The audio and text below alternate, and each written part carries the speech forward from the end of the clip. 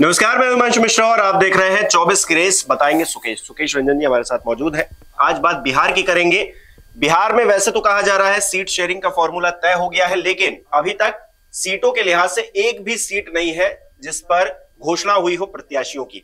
NDA गठबंधन के हम जिक्र कर रहे हैं क्योंकि पहली लिस्ट में 195 उम्मीदवारों का जिक्र किया गया था, ऐलान किया गया था। उसमें भी बिहार के कोई नहीं थे, हालांकि उसमें महाराष्ट्र के भी एक भी उम्मीदवार नहीं था। कल दूसरी लिस्ट आई है, उसमें 72 लोगों के नामों का ऐलान किया गया है। उसमें महाराष्ट्र के कुछ नाम तो है, लेकिन बिहार का अभी भी कोई एक नाम नहीं है। तो सीट शेयरिंग को लेकर क्या अभी भी पेच बिहार में फंसा हुआ है? हालांकि चिराग पासवान कल मिलने गए थे जेपी नड्डा से और बड़ा ही पॉजिटिव रिस्पॉन्स दे रहे थे और कह रहे थे कि सीट शेयरिंग मामला तय हो गया है। और उसके बाद जब लिस्ट आई तो उसमें नाम तो था नहीं। तो क्या चल रहा है बिहार के अंदर, सुकेश जी? नहीं, वहां सीट फॉर्मूला तय है। उन्होंने ठीक कहा, प्रोडक्टिव बातचीत थी। उनके लिहाज से अगर देखा जाए, जो कुल मिलाकर सीटों का बंटवारा हुआ है वो पहली बार बीजेपी बड़े भाई की भूमिका में होगी। बीजेपी वहां 17 सीटों पे चुनाव लड़ेगी। पिछली बार भी वो 17 सीटों पे चुनाव लड़ी थी। 17 में 17 बीजेपी ने जीती थी।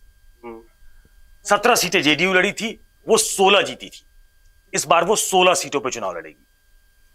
तो 17, 16 चिराग पासवान की पार्टी, 5 उपेंद्र कुशवाहा की पार्टी, 1 जीतन राम मांझी की पार्टी, 1 हो गए 40।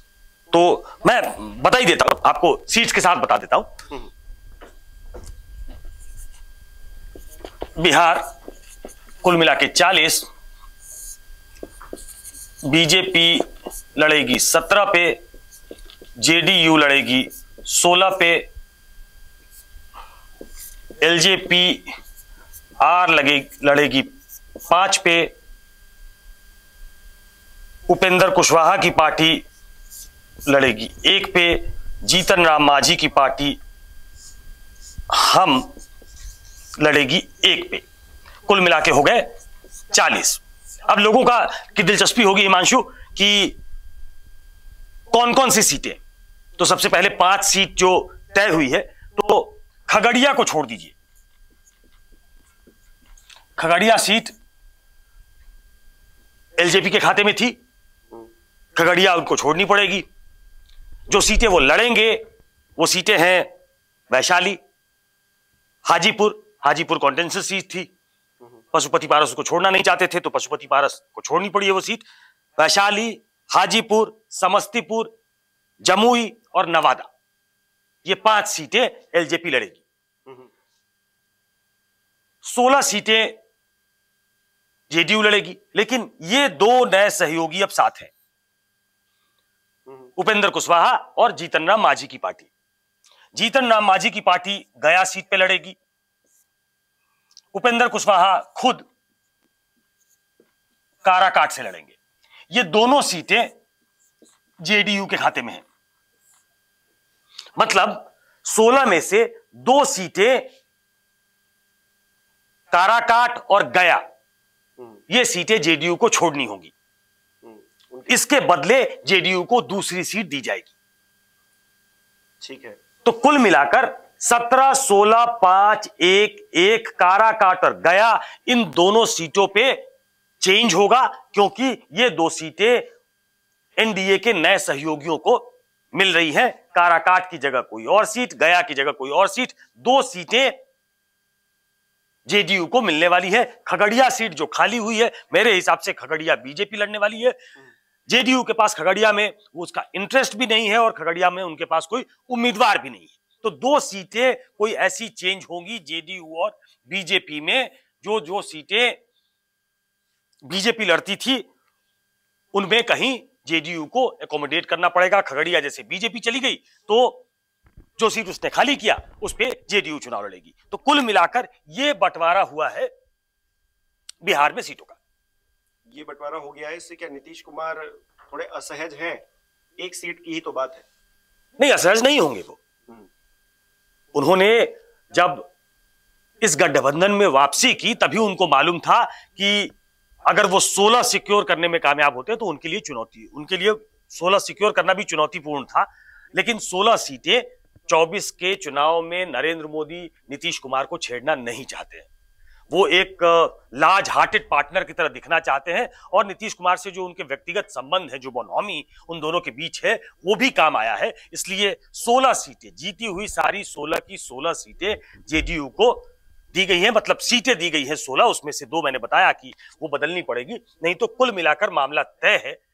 विधानसभा का जब चुनाव होगा उस समय पिछली बार बराबर बराबर सीटों पे दोनों चुनाव लड़े थे।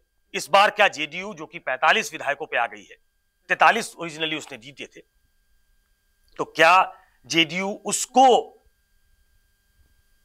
तब तक अगर वो गठबंधन में होते हैं, ये गठबंधन बना होता है, और उस वक्त जब आएगा कि विधानसभा की कितनी सीटें जेडीयू के लिए, उस समय चर्चा का विषय ये हो सकता है कि बीजेपी क्या लार्जर शेयर चाहेगी, जेडीयू चूंकि उसके विधायक कम है इसलिए क्या उनको कम सीटें दी जाएंगी, ये उस वक्त चर्चा में आएगा। अभी फिलहाल के लिए मुझे लगता है कि इसी आधार पे बात हुई थी कि जितनी हम जीते थे उतनी तो हम लड़ेंगे, और बीजेपी ने जो एक एज होता है, एक साइकोलॉजिकल, एक मेंटल, जो उनका एक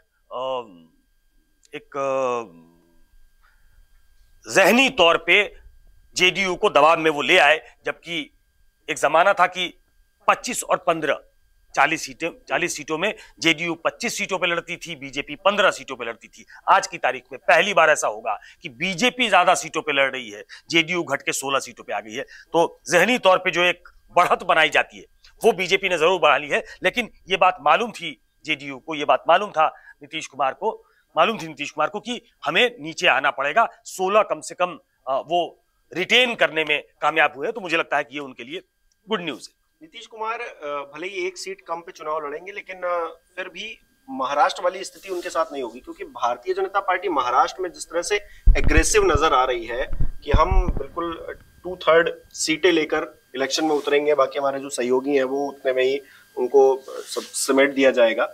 नीतीश कुमार के साथ वो तो नहीं हो रहा है, कम से कम डर उसी बात का था। उस बात को लेकर काफी चर्चा भी हो रही थी सियासी गलियारों में कि कहीं नीतीश कुमार को भी 10, 11, 12 इधर नहीं, ये चर्चा बेमानी थी। ये चर्चा आपने मुझसे नहीं सुनी होगी। ये चर्चा इसलिए बेमानी थी, मैं शुरू से कह रहा हूं कि ये जब गठबंधन में वापसी हुई है तो इन सारी चीजों पे चर्चा हो गई है। ऐसा नहीं है कि पहले गठबंधन हो गया और सीटों पे चर्चा बाद में हो रही। जब elections were round the corner तो ये तय था कि उन्होंने ये तय कर लिया था कि हम अगर लौटेंगे तो किन शर्तों पे लौटेंगे। दोनों को एक दूसरे की जरूरत थी। नीतीश कुमार इस गठबंधन में लौटना चाहते थे, उन्हें शायद ये लगता है कि इंडिया ब्लॉक जो उन्होंने खुद बनाया था वो बहुत अग्रेसिव तरीके से काम नहीं कर रहा है, वो शायद नरेंद्र मोदी को टक्कर नहीं दे पाएगा, तो उन्हें लगा कि हमें वापस लौट जाना चाहिए। ऐसा लग रहा था बीजेपी को कि बिहार एक ऐसा प्रदेश है जो काफी सीटों के साथ लोकसभा को रिप्रेजेंट करता है, 40 सीटें, अगर वहां हमें नुकसान हुआ तो वो फर्दर मैसेज जो है वो दूर तक जाएगी कि बिहार में भी नुकसान हो रहा है, महाराष्ट्र में एक एमवीए बन गया था, वो नुकसान पहुंचाने का एक बार अंदेशा दिखा रहा था कि वहां से भी नुकसान हो सकता है। तो ये माउथ पब्लिसिटी होती है कि यहां एनडीए की सीटें घट सकती है, बीजेपी यहां लॉस में रह सकती है। पिछली बार 39 सीटें थी, मैसिव। एक सीट सिर्फ किशनगंज की सीट जो कांग्रेस जीती थी, इसके अलावा आरजेडी का वहां खाता नहीं खुला था। एनडीए वहां 39 सीटें जीती थी, तो अगर वो एक 40 के इसमें अगर वो 20-20 पे भी रहते तो वहां काफी सीटों का नुकसान होता। बीजेपी इसको भाप गई, जेडीयू को भी लगा कि बीजेपी के साथ, नरेंद्र मोदी के साथ जाना श्रेयस्कर है, तो उसके साथ चले आए। तो ये सीटें पहले तय हो गई थी कि 16 सीटों पे उनको लड़ना है। कौन सी सीटें, क्या उसमें अदला बदली होगी, जिसकी चर्चा मैंने अभी की कि ये 2 सीटों पे बदलाव होगा, क्योंकि ये 2 सीटें नए पार्टनर को चली गई है। ये तय था कि 16 सीटें वो लड़ने वाले। अच्छा, अभी एनडीए की बात हुई, अब इंडिया गठबंधन पे आते हैं। इंडिया गठबंधन की तरफ से बड़ा तंज मारा जा रहा था कि देखिए बिहार भी नहीं संभल रहा है, महाराष्ट्र भी नहीं संभल रहा है, दोनों संभल गए, लेकिन इंडिया गठबंधन कहां पे खड़ा है, अब ये सवाल पूछे जा रहे हैं।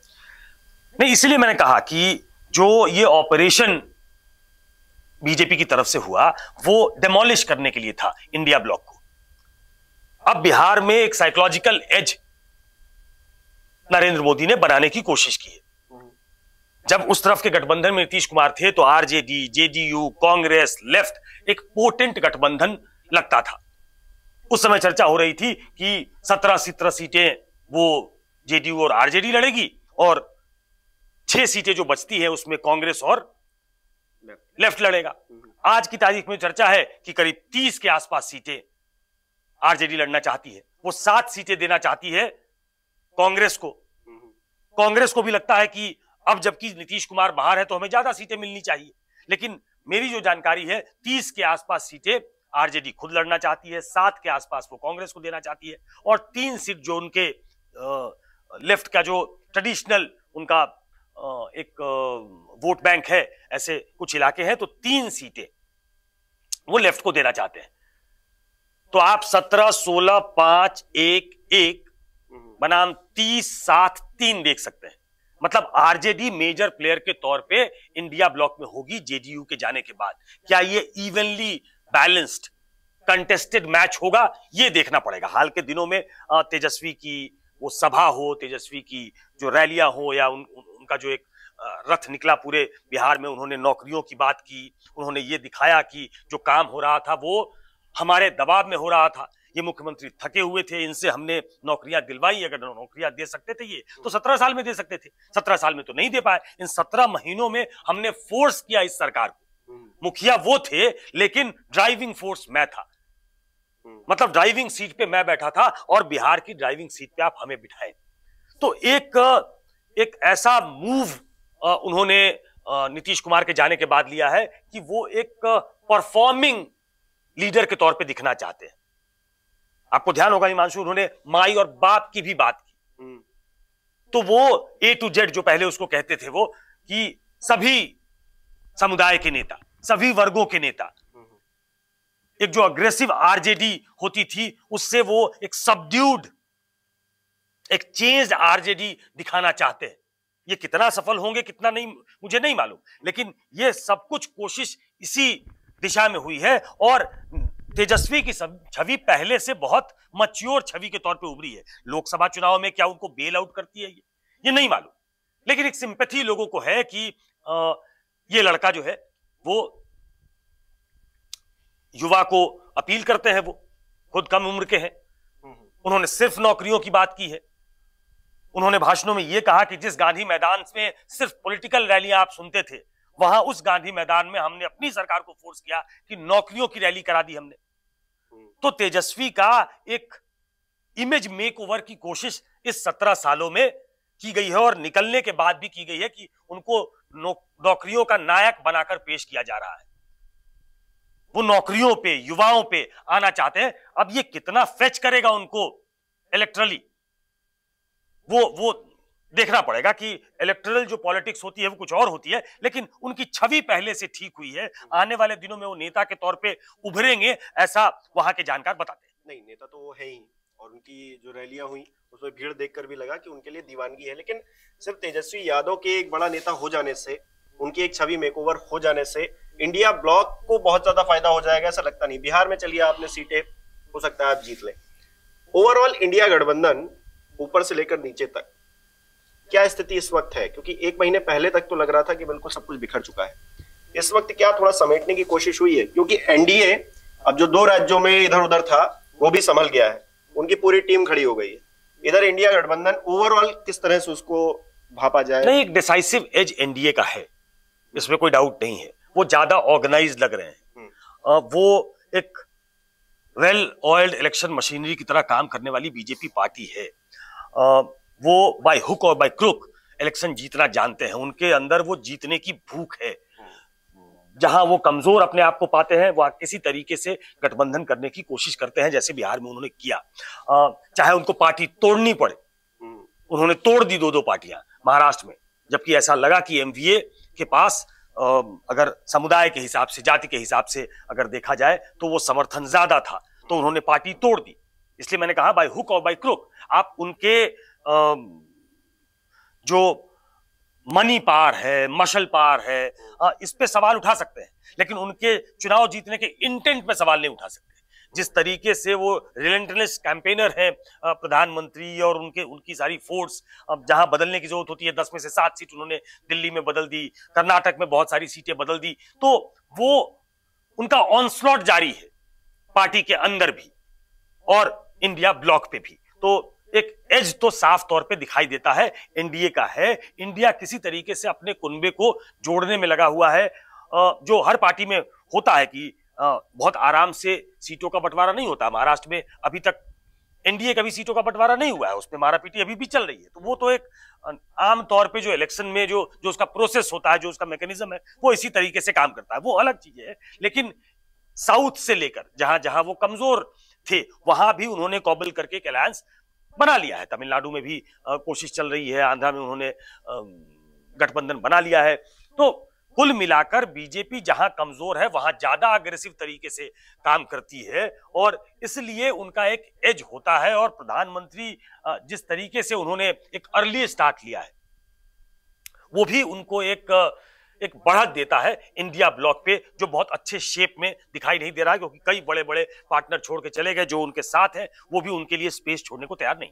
कांग्रेस पार्टी अगर अकेले चुनाव लड़ती तो ज्यादा बेहतर प्रदर्शन कर सकती थी और अपने आप को भाप सकती थी, माप सकती थी कि वो कितने पानी में है। कुछ लोग सोशल मीडिया पे इस चीज को लेकर बात कर रहे हैं। मैं इस राय का नहीं हूं कि कांग्रेस अगर अकेले चुनाव लड़ती तो अपने आप को भाप सकती थी। कांग्रेस इन चुनावों में भी अपने आप को भाप सकती है।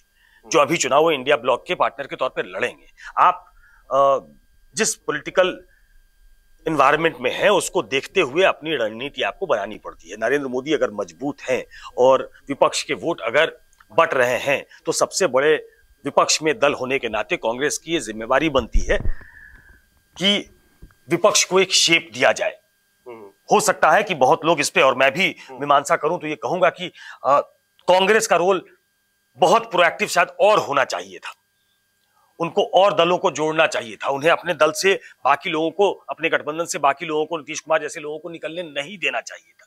3 राज्यों में जो चुनाव हुए उसमें तमाम इंडिया ब्लॉक के लीडर्स को ज्यादा इन्वॉल्व करना चाहिए था, एक बड़ा दिल दिखाना चाहिए था। वहां भी उस समय से ही बीएसपी को फोल्ड में लाने की कोशिश करनी चाहिए थी। वहां उनके लिए गठबंधन के लिए रास्ता खोलना चाहिए था। बहुत सारी चीजें हैं जो कांग्रेस को करनी चाहिए थी। मैं दूसरे राय का हूं इस मामले में कि कांग्रेस को एक एकोमोडेटिव रोल में होना चाहिए था नरेंद्र मोदी और बीजेपी से जब वो मुकाबला कर रहे हैं ऐसी स्थिति में, जो उन्होंने नहीं किया है। मैं इस राय का नहीं हूं कि कांग्रेस अगर खुद से लड़ती, अपने दम पे लड़ती, तो शायद अच्छा परफॉर्म करती या अच्छे रिजल्ट होते। चलिए देखिए आगे क्या होता है। फिलहाल बिहार की स्थिति हमने डिस्कस कर ली।